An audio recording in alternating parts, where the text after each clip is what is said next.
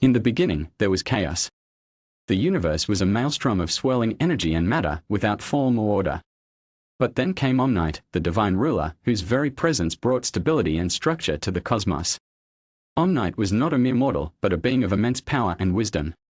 He was a god, and he had the ability to control the laws of reality itself.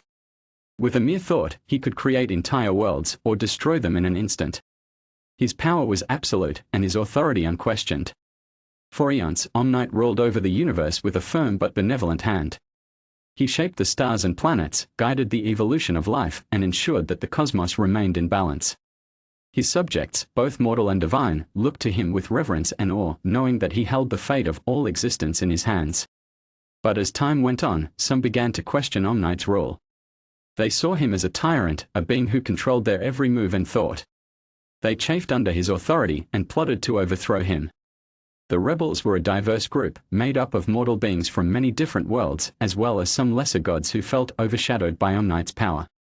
They were united in their desire to overthrow the divine ruler, but they had very different reasons for doing so.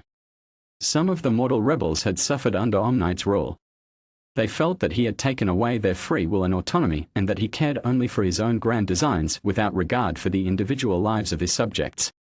They longed for a world where they could live their lives as they saw fit, without the interference of an all-powerful god. The lesser gods, on the other hand, resented Omneit's absolute power. They saw him as a threat to their own authority, and feared that he would eventually absorb them into his own being, as he had done with so many other gods throughout the cosmos.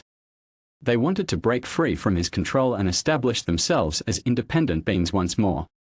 The rebels spent years plotting their uprising, carefully gathering resources and allies from across the universe. They knew that they were taking on a being of almost unimaginable power, but they believed that their cause was just and that they could not continue to live under Omneit's tyrannical rule. Finally, the rebels made their move.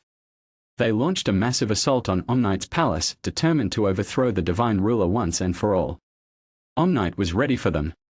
With a wave of his hand, he summoned a legion of angels to his side, and he led them into battle against the rebel forces. The fight was fierce and brutal, with both sides taking heavy losses. But in the end, Omneit emerged victorious, his power and authority once again reaffirmed. The rebels were punished severely, but Omneit did not gloat. He knew that his victory had come at a heavy cost and that his rule was not unchallenged.